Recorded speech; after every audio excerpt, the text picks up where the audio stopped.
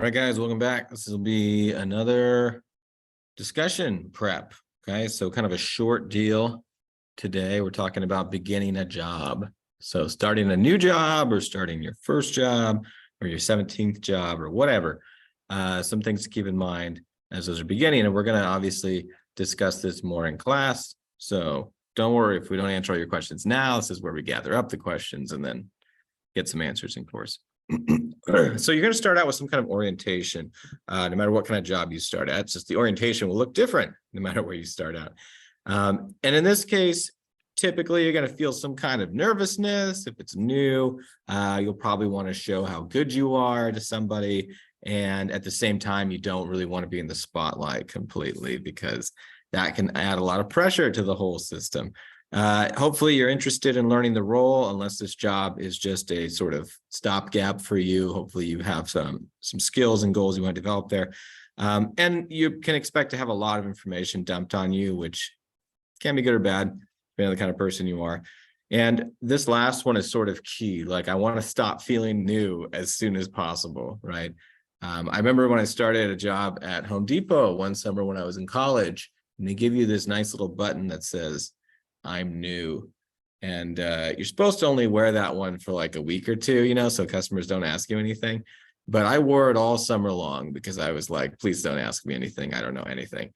Now, there are some things that make you want to pay attention to while you're going through the orientation phase, and hopefully for good reasons, but occasionally for negative reasons as well. There can be red flags that show up at this point. Now, just because there's a red flag doesn't mean you need to immediately leave that job and find another job. It just means that what you see during orientation will probably be a pretty good indicator of what you're going to see for the rest of the time that you work there.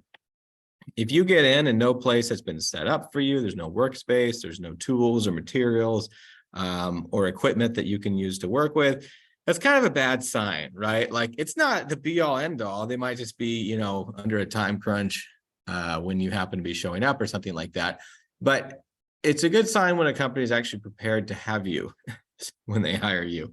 If they ignore you and they don't supervise you and they don't give you instructions from the beginning, and you're just kind of sitting there with a computer like, okay, I guess I'll Google what this job is supposed to be about. That's kind of a bad sign too. So ask questions, right? If you don't know what to do, ask questions. Hopefully they won't put you in that situation. Hopefully they'll help you from the beginning to say, okay, here's what we need you to do. Here's how you get up to speed. Also, if you're not getting introduced around, it's not the end of the world. Sometimes you're just in a really busy time when you get hired. People are kind of in the zone. They don't necessarily want to interrupt everybody to say, hey, here's the new person. But again, if you're not being sort of directly welcomed into the place, be aware of the fact that this might not be the most welcoming environment to work in, right? Because if they don't do it now, they're sure not going to do it later. Or sometimes, they'll ask you to go meet every single person in the building, which, is not a bad thing to do from a network perspective, but it can also get overwhelming for you. It's not like you're actually going to remember all those people. It's nicer if you kind of do this in groups. If you have no work to complete at all, again, you want to ask about that, find out, when can I get started on something, what can I get started on? And most places, like, they're hiring you because they are in need of somebody to work. Other times they hire in batches and they're like, well, we'll figure it out later once you're in here. But ask for something to do, even if it's, professional development work or something that's not directly related to your task that you were hired to do. And if you're only offered busy work, I mean, it's fine to have busy work for a while, but if it's like your whole job has been busy work and it's been 3 months, it has nothing to do with your actual position, then that might be an issue. If you're dumped on, with tons of other work as well, that's kind of negative, but also that's sometimes real life at these companies. So I'm not saying those red flags, they're not like immediately quit flags. It's more like if you see a lot of these piling up, again, don't expect your work to change its character, right? If that's what it's like when you start it, expect that that's what it's like to work in this place, for better or worse. And if it is worse, then leave at some point, but get some paychecks first. You'll hopefully also have some kind of ongoing training development. It shouldn't just be an orientation and then you have no feedback for the next year or two. Instead, there should be some kind of learning situations that show up where you're given a chance to increase your job knowledge and performance. Because typically that's what the goals of training are going to cover. It's either to make you better at your job, or it's to help you make fewer mistakes, or it's to help you like just increase your knowledge so that you can connect the dots and work in different ways. And so this is kind of the feedback loop for what training looks like under most circumstances here. You start out with some kind of assessment that says, that's this blue box down here, this is how much I know, right? This is where I'm at right now. And then you go on and try to solve, what is the next challenge to defeat? What's the next step on the stairway? Where am I going? What's the objective? You get into some kind of program that's supposed to train you in that objective. Once you've done that, you get feedback after it's evaluated and you find out, well, you did it, great, you're done. And if not, okay, we'll go back to the training program again and loop through one more time. It's an ongoing process. And again, if you see trainings coming up on a regular basis, that's great. It's making you better at things. If you don't ever get any training, again, that can be a red flag. You need to be asking for that. And if it's never coming, then this might not be a place that's invested in you long-term for growth, which can be, not the greatest thing in the world, but it's good to know that earlier on rather than later. The first orientation you're going to have is probably going to have something to do with the broad spectrum of what this company is about, or this organization, and what their values are, and what their customers are like, and the expectations for workers in general. What kind of products and services do they provide? And then you'll probably get some kind of second, more specific orientation that's geared towards your specific role, what you were hired to do. And this one could take weeks or days or whatever. The first orientation is generally like, here's an hour about the company, or here's a day about looking around the building, or whatever. But the second orientation is going to be more of a longer ongoing process for the most part. And a lot of this will take place on the job. It'll happen at the work site and focus on the role that you're doing. Sometimes you'll run into something called job rotation, which we sort of briefly mentioned in the past, where you'll be asked to cycle through different roles over time. And this is actually great. Okay, because if you're getting cross-trained, you're learning how to do all these different kinds of jobs under one roof. You suddenly become massively more valuable to the place that you're working, and more valuable to other potential hires out there. So see job rotation as a good thing. Okay, even if you're like, no, I'm really comfortable with what I'm doing, I don't really want to switch out for months doing something else, like, you will learn a lot from doing it, just seeing the other side of things. And a lot of times, this is how management training programs will work. So some of the companies that come here directly to hire, OSU students, they run programs like this, and they'll say, okay, when we hire you, we're hiring you onto the management track. And within a year or 2 or 3, you're going to be a manager. And along the way, we're going to cross-train you in all these ways. We're going to put you through all these job rotations so that you've done everything in-house and under that roof. And it's great. It's like great to get paid to train, to learn, right? It's a good thing. You're working, you're learning at the same time, and you're making money doing it. That's ideal. Now, sometimes you have an on-the-job training that goes beyond job rotation or beyond, an orientation, and that is an apprenticeship where you're potentially spending years learning a trade. Some of you will be going in that direction. Many of you will be going in a different direction. And there's also mentoring that's sort of a formal or informal thing, depending on the organization you're a part of, which is where you're hopefully getting some kind of advice from somebody who knows what they're talking about. And if you're looking for a mentor or trying to find one on your own, it's great. Sometimes sometimes companies will actually build this in and say, we're going to pair up people we hire with an established person here and have you be a more official mentor. And that's great to get that kind of insight. But sometimes you got to find somebody on your own, right? And if you do that, I would highly recommend, not looking directly up at the person that supervises you, but finding someone who's in kind of a supervisory role, but supervises a different group, okay?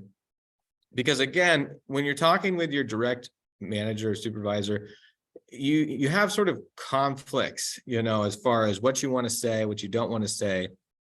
You don't necessarily want to reveal too much about how much work you're actually doing, and all that. And it gets complicated, right? Because you both have different incentives that can sometimes be at odds. not through anybody's fault, just because of the rules that you're in. But if you're talking to somebody else who's kind of in that management or supervisory role, but is supervising somebody else, you're not their direct report, you can get the benefit of that experience without necessarily having to put yourself out there every time you're having a rough day with your supervisor.